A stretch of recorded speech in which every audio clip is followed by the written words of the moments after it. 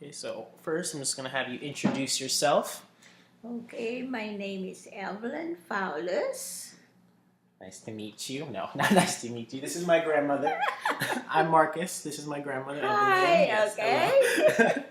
So do you want to sit beside here? Oh, yes, of course. Cute. That way you can, patch your cord. Yes. Okay. Hello. Hi again. Hi again. Yes. Okay. So yeah, here we're just gonna be like talking about you being in the Philippines and then just coming over here. So Yeah, okay. So I was Yeah. born in Manila, Philippines. And then how was it like growing up in the Philippines? Well, it's very nice. It's just that, it's very hot. We only have two weather, the rainy season and the dry season. Rainy That's it. Okay, how many family? Yeah, how many were in the family? Family, okay. My grandfather, my grandmother, my mom, my sister, and myself. Are you- Five. Five. Got it. Mhm. And what did your family do for a living? Okay, my grandfather is retired. My grandmother is a home grandmother, she always stay at home. And my mom is a chef, she's a cook. Oh, nice. And then me and my sister, we just, go to school. And then what kind of food did your grandmother cook or your mother cooked? Well, mostly my grandmother and my mom, Oh, okay. they usually cook. Nice. So your family was like well off because like chef was the chef like Well, make a we lot of are money? like, no, not, my mom is like, she worked for family as a cook. That's Mhm. what she do, and then that's about it, and then cook for the family. All right. So what do you remember like most about growing up in Manila, Philippines? Well, growing up in the Philippines is very, very hard because it's like that. It's not like you're out of being. We are not, pure Right. because we're half and half. So Mhm. it's more hard to get, into the thing. Like you just have to be find your find your way, Right. how to mingle with the Filipino people because like where I'm part Filipino, but I'm still part black, so Right. I'm not pure, Mhm. So it did okay, We didn't we grew we grew up not having like too many discrimination. Okay, that's good. Yeah, Yeah, not too many yeah, discrimination. That's yeah. good. Yes. So we had friends, So far, everything was doing okay. So they treat us like Filipino people, Okay, yeah. So that's what doing there. Okay, and then like daily life. What was like a regular day in the film? What would you usually do? Like maybe on a day off when you didn't have school. Like what would you Oh, usually on do? the day of on the weekend, Yeah, weekends. Yes. well, we have a lot of fruit tree. Oh, okay. So what I do when we have a lot of ripe fruit, I gather them. We have mango, we have guava, we have the tamarind.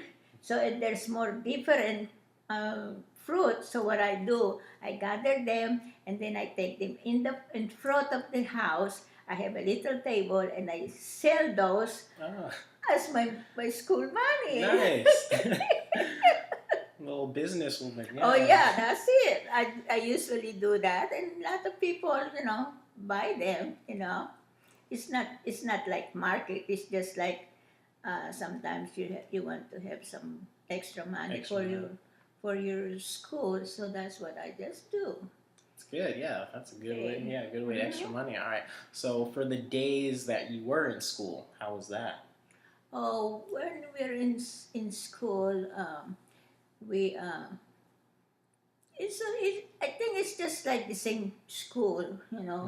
You start in the morning, and then we have we also have English, we have history, and it depends what grade you are. Mm-hmm. You know, like kindergarten, the same as other school, up to the first, second grade.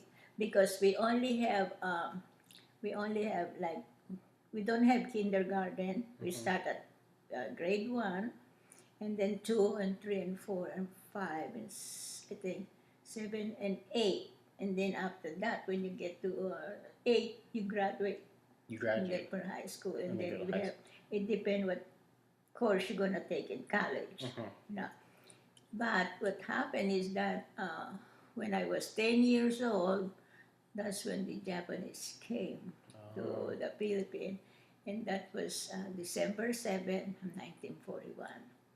And I okay. was 10 years old. And you were 10 years old at the time. Yeah. So that is, that's it stopped everything Mm-hmm. because we have to deal with the Japanese government. Right. And then how was that? Like, how was that experience? Well, at first it was okay because the Japanese people is, when you're an American, you're under their government. Mhm. So it's just hard, especially the other people, the Filipino people that trying have fun, that trying, trying what to live. Mm-hmm. So there's nothing. Well, you see, we didn't work in the Philippines. You didn't work in the Philippines. No, we didn't work in the Philippines. Um, my grandfather income is the one that we're living with because all his income, all his check come here. Right. Because he's retired but he's living in the Philippines. Okay. So when the Japanese came, everything changed. His check stopped because they cannot send it to the Philippines. So we're all under the government of the Philippines. So my mom do some cooking, and then we do a little. It's like it's not quite a restaurant because it's not restaurant like you have table and everything Mhm. like that. It's just like my mom cook different kind of food, and then we just sell it out. People that like a construction people, they just come. It's like a snack. A snack? Oh, okay. Yeah, like in the afternoon. In the afternoon snack, That's what okay. they do. So that's how we made our living Or during the until it's getting, until past year it's just getting hard because the American was trying to come in back in the Philippines to help the Filipino people and whoever's living there. Right. It took about 6 years because I was 10 when the Japanese came, Mhm. and when the American came, I was 16 years old. So it's more or less it takes six years. Wow. Okay. It was really hard, because you have to make your own living. Everything was really, really hard because mostly the Japanese was taking over, Right. like the crop, the plantation. So they took everything. Wow. It's hard. Yeah. It's a hardship right there. It is. Yeah. So another thing that we were learning in our English class was the Ferdinand Marcos regime. Oh yeah. Right. So how old were you, or like where were you during that time? Well, it was I was still young, probably maybe in between, because when the Japanese, was it President Marcos was still there when the Japanese came? I think so, because when he died, that was then he was sent to Hawaii. He was sent to Hawaii. Yeah, Oh, Marcos okay. was and his family because the way he was running the government, Right. So he was sent to Hawaii, and I think that's where he died. Oh. So we're under Marcos. Under Marcos, right. Yeah, it was it was different, but like I said, we are mostly an American citizen, we cannot mingle a lot of the Filipino culture. Right. because we have to do most things. Like my grandfather was not working because he's retired. My grandmother, she never worked. She just stayed home raising the kids. So when we're under Marcos, mostly it's the Filipino people. So we just we just go with it. What's the government? So we just go with it. Oh, okay. So would you say that like he was a main reason for you to leave the Philippines, or like Oh no, no? no, there's no reason for us. It's just that when my grandfather got sick, Mm. he was in the American hospital, and then when he passed away, he want us to come here in the United States. Oh, okay. So that's how we come in, come here to come to the United States. That's what he want us to do. Okay, and then He said we have more opportunity here, being we're part like American. So we have more opportunity here, and plus we have some. My uncle is already here. oh, your uncle was Yeah, already here. yeah, Oh, okay. My uncle was here already because he was sent here in the United States when he was 16 years old. Oh, okay. Nice. And then, so that's good that you weren't forced. So it was basically mostly for family. You came over to America, right? For a Yeah. better opportunity, right? And then, do you have Auntie Bobby and Yeah, Stepmom Kathy at the time? How old were they? yeah. Auntie Bobby was 4 years and a half, and Catherine is 3 years and 3 years because they are 5 years apart. And then your Auntie Ling Ling is born here. Oh, Auntie Ling was born Yeah, here. yeah. So was it difficult coming over here? But since you were like already, since your No. uncle was it that hard? Well, it's not difficult, but it was difficult for me because I never worked in the Philippines. And coming over here, I have to learn a lot of stuff because here is different. You have to make your own living before you can, you have to go to work, make your own living Right. while the children is going to school. So that's one thing, the hard part for my part, because like I said, I never worked in the island. So coming here, I did adjust. It took me a little time because when we got here it was 1964. 1964. We left the Philippines in September the 13th, 1964. And then after that, up to this year, we're still here. So like when you came here to the Americas, where did you first go? Do you remember like what state, what city? We San Francisco. Oh, you came straight to San Francisco. Oh, straight nice. from the Philippines to San Francisco. And what were your like first impressions? Was it nice? Yeah, it's nice. It's just the weather is different from because here you all have cold and hot and things like that. So we have to adjust and get used to the weather here. But so far we did manage. It take a little longer to get adjust to the weather, Right. but we did good so far. But like I said, here you have to adjust about the weather because in the island we only have two, the rainy season and the dry season. Right. And here you all have 4 different kind of season. But so far we did manage. Nice.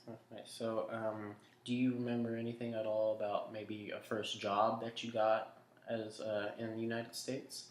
Oh yes, well, at first I just have to wait until I can, because when you are not a year in the you have to stay 1 year in the United States before you can get a job. Because if you're going to apply for a job with some kind of choosing the job, like if you want to be a a dentist or something like that, you have to go back to school to do that.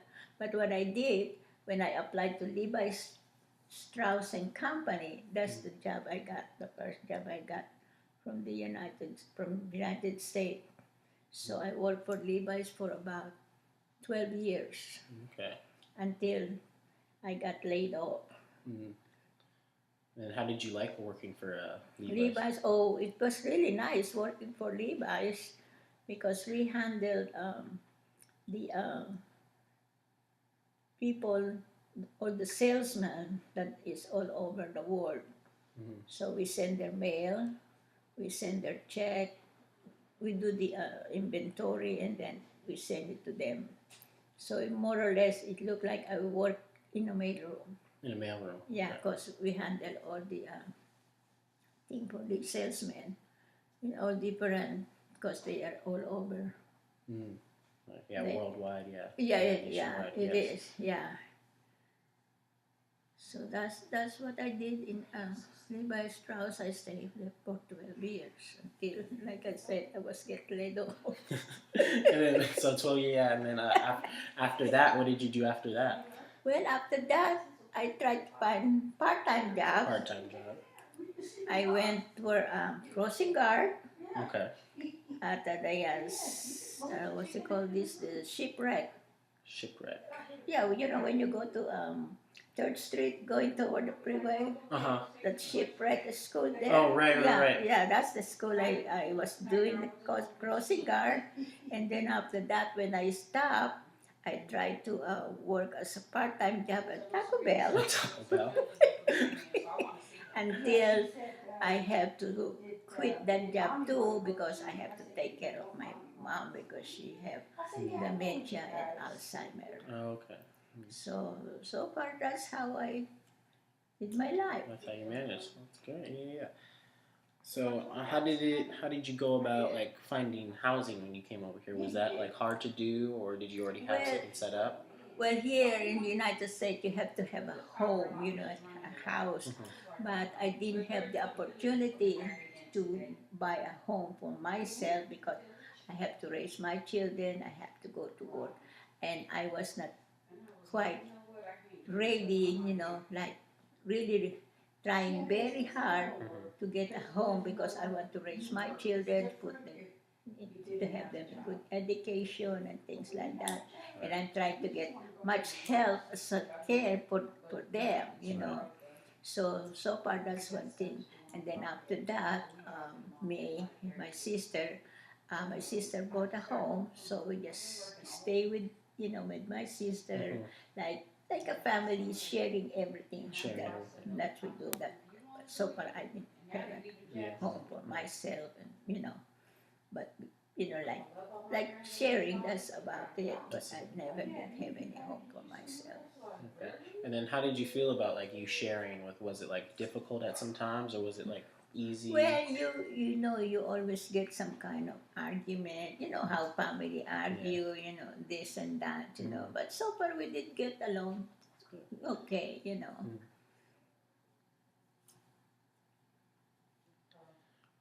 So was it like a difficult adjustment, like you coming in here with all this new stuff? Was it very? Yeah, it is. That's one thing because you have to learn a lot. Here in the Philippines, everything is close by.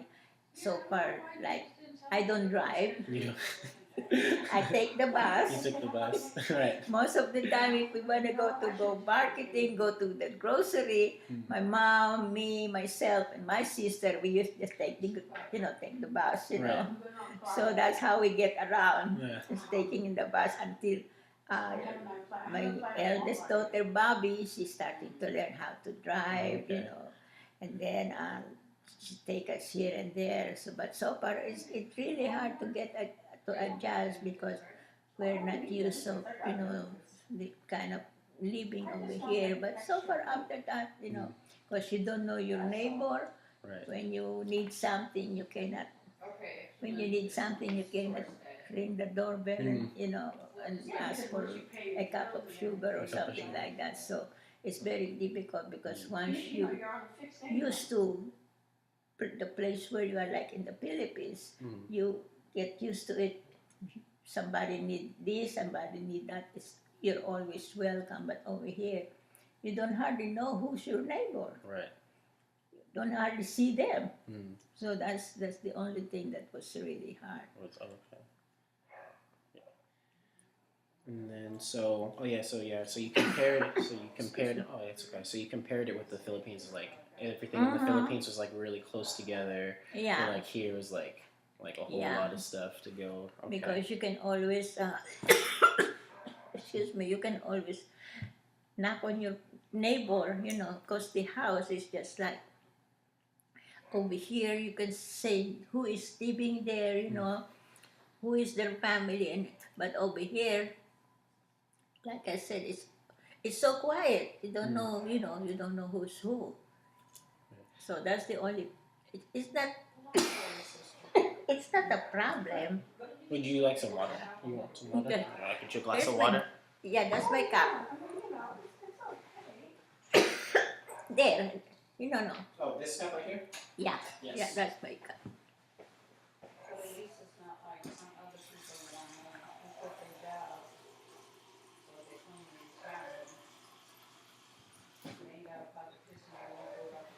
Oh, thank you. You're welcome.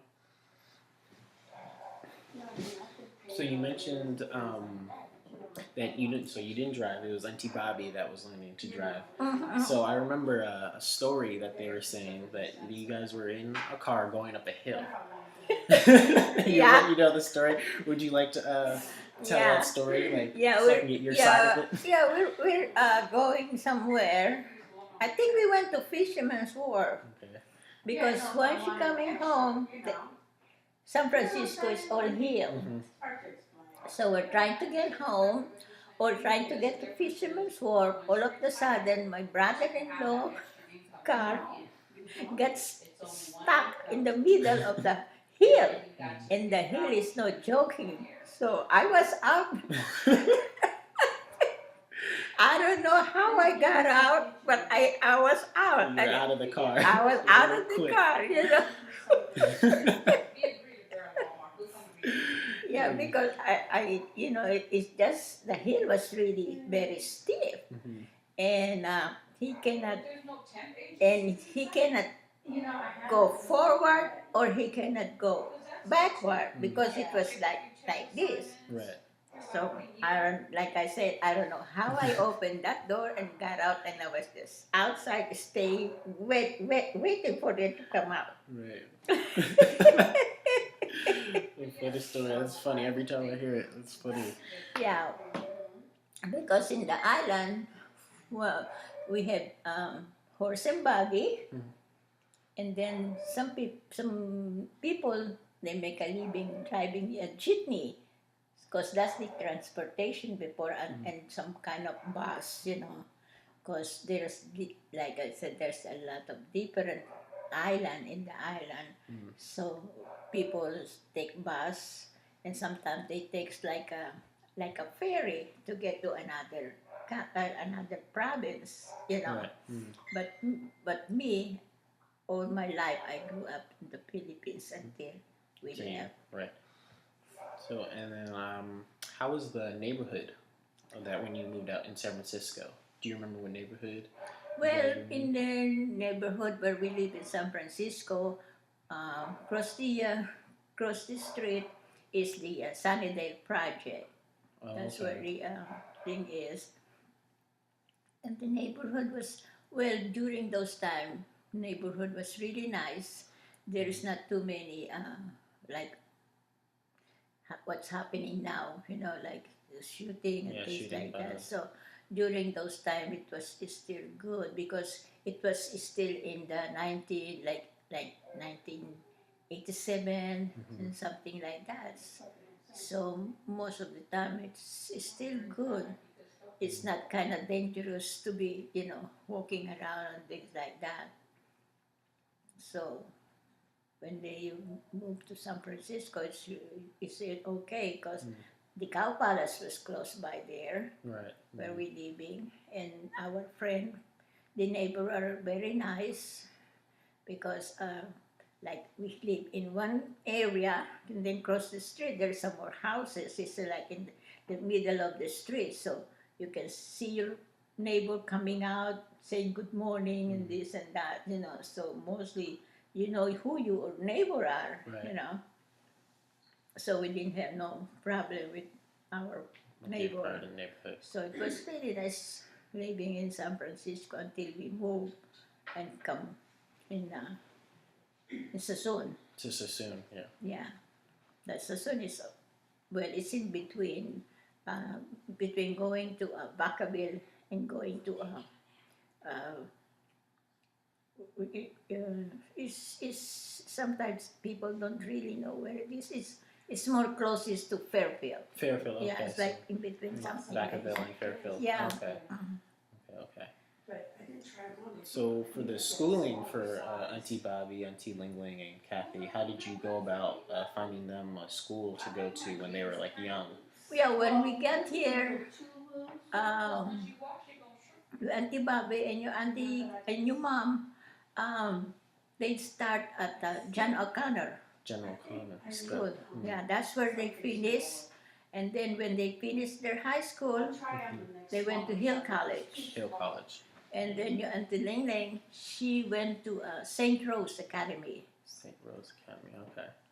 And then she also went to Hill College, Hill College. until they graduate from there and they got find their own, like when they start doing their job. Okay. Because your Auntie Bobby started at the Pacific Bell. That's where she Pacific started. Yeah. Oh, okay. Well, Pacific Bell, AT&T, AT&T. they all change. But so far, they started at a Pacific Bell. Okay. That's where they started. And then Kathy, when she graduated, she started at the San Francisco Police Department. Oh, cool. That's where she was working until got promoted until she ended up in Muni. Muni, yeah. Oh, cool. And then until Ling Ling, as she graduated, she started at Wells Fargo. At Wells Fargo? Uh-huh. Okay. What? Oh. You're just supposed to be talking about yourself, and No, she's I don't supposed to be talking about her family, her Family. kids. Yeah, Yeah. he's coming there. Yeah, that's what he's asking. Just- Talking about who's coming out. just a little background. Oh. Now, so when they were they good apples or bad apples in school? were they good students? Well, they are good students, they're good students. They didn't have any problem in their school, So they graduate, well, not valedictorian, but they did graduate good,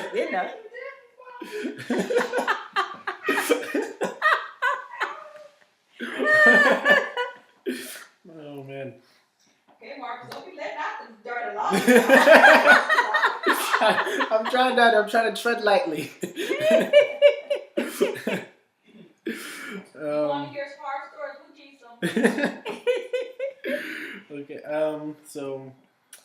So throughout when they were like going to school and then you were working, did you like experience any like type of any form of like discrimination or like racism? Because at that time, was it still like No, no? because during those time when they were in school, the school was really, really good. Okay.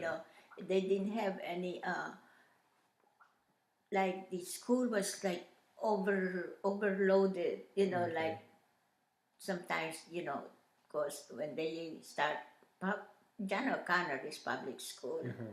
So far they were still doing good until the school got so messed up, and that's why Ling Ling was not able to go to the school where they graduate because it was different already. So that's why she had to go to a private school. Private school. But they did have, because being different, because they're not pure Filipino, they're also mixed, And plus, when we come here, when they started school, they don't speak the English yet because we have our own dialect. So Right. people, the kids were making, making fun of them, Oh, right. calling them some kind of name, So they have a hard time growing up, until they got used. They got used to it. Used of the thing, But like I said, everywhere you go, there's always a hard. There's always hardships, right? Yeah, and they did good to school. They have good friends, We didn't speak English. But Right. so far, everything turned out okay, for them. Well, okay. Nice. So, did you ever go back to the Philippines? Did you ever visit back? No. When we left at 1964, I never went back. Never went back. Nothing to go back to, because my grandfather and my grandmother passed away in the Philippines, and so it's just us over here. There's nobody. Even my uncle is over here already. Right. So there's nobody to go back to. Oh.